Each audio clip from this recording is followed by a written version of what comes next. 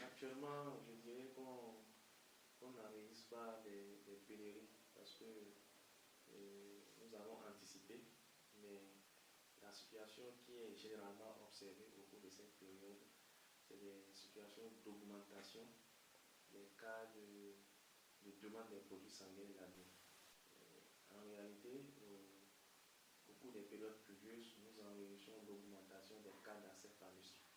Et ces cas d'acéphalus-là créent parfois les anémies, surtout chez les enfants en pédiatrie, dans les services de pédiatrie.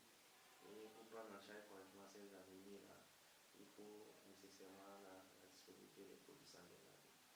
C'est cette cause-là qui fait que nous enregistrons actuellement dans nos banques de sang l'augmentation des demandes en produits sanguins et l'année.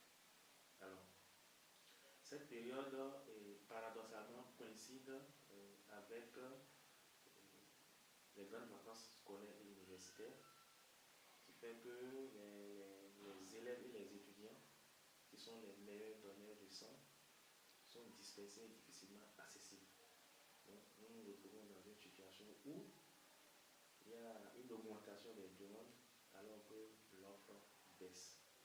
Dans ces conditions, il faut alors développer d'autres stratégies pour pouvoir rééquilibrer la balance.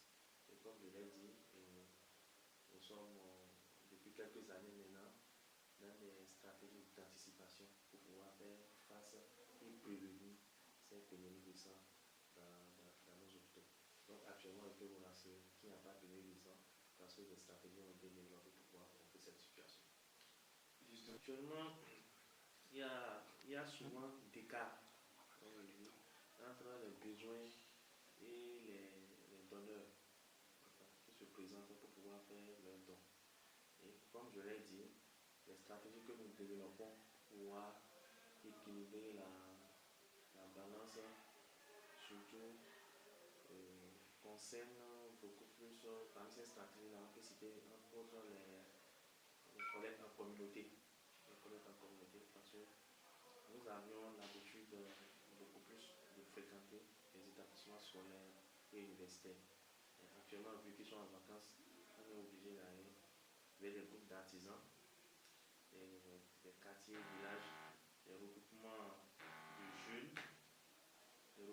de jeunes et beaucoup plus les églises et les mosquées où nous pouvons trouver quand même des jeunes qui sont capables de donner du sang.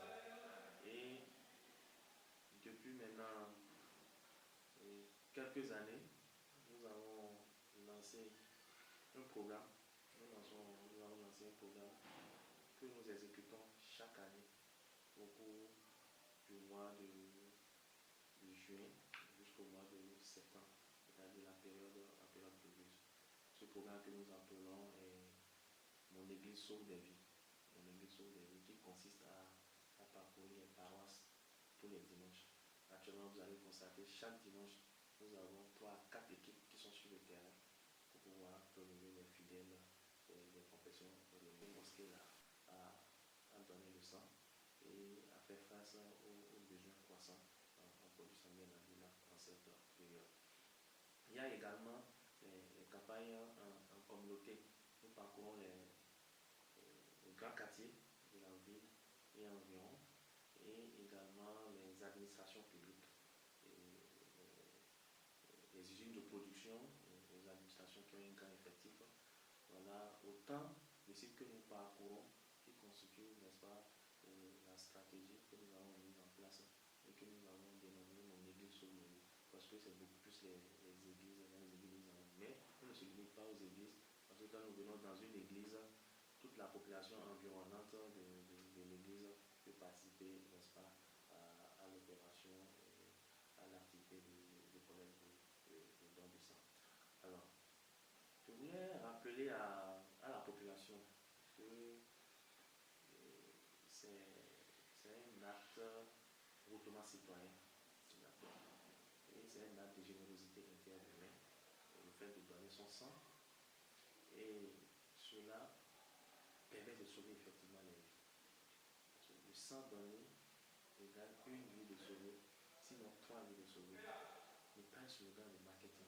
C'est le seul slogan qui n'est pas un slogan de marketing, qui est un slogan effectif. Parce que quand vous donnez vraiment votre sang, il faut savoir que vous allez sauver au moins une vie. Lorsqu'on en arrive à dire qu'il faut transfuser un patient, si réellement ce patient a besoin de la transfusion, si la poche de sang n'est pas disponible, s'il ne bénéficie pas de cette transfusion, c'est que c'est la mort que ça suit. C'est d'ailleurs pour ça que la transfusion est généralement le dernier recours. C'est-à-dire c'est lorsque tous les moyens sont épuisés et qu'on n'a pas le choix qu'on va finalement à la transfusion. Nous sommes obligés alors dans un ménage de solidarité de rejoindre plutôt tous cette chaîne de solidarité là pour pouvoir sauver des vies et des âmes en détresse qui sont actuellement couchées au niveau de nos hôpitaux et qui ont besoin de ce liquide précieux là pour pouvoir vivre. Surtout que ça n'arrive pas aux autres. Nous sommes tous des potentiels transfusés. Et quand vous donnez votre sang pour sauver la vie de quelqu'un aujourd'hui, il faut savoir que c'est le sang que quelqu'un d'autre aurait donné qui également va vous sauver la vie un jour. Autant que nous sommes de façon directe ou indirecte, nous avons des patients dans les hôpitaux qui ont besoin de ce liquide. Et le paradoxe est que jusqu'à l'étape actuelle, le sang n'a pu être fabriqué artificiellement. Il n'y a que des hommes qui peuvent donner leur sang pour que d'autres hommes puissent en bénéficier et continuer à vivre. Donc, j'appelle la population à venir massivement. C'est le moment plus que jamais nous avons besoin de l'antenne est ouverte, les services sont ouverts tous les jours ouvrables. Nous en avons de l'ONTD par un coup et tous les jours ouvrables de 8h à 15h, ils peuvent venir faire leur camp en toute sécurité. Et également, à l'intérieur du département, au niveau des hôpitaux de zone, ils peuvent aller à tout moment pour faire leur don de sang. Et s'ils sont également au courant que nous venons dans leur quartier, au niveau d'une église, ils peuvent se présenter pour pouvoir faire leur don de sang. Je terminerai en rappelant les conditions pour pouvoir donner son sang. Il faut avoir un âge compris entre 18 et 65, avoir au moins 50 kg de poids corporel et se sentir en état de bonne santé le jour où vous voulez faire votre don.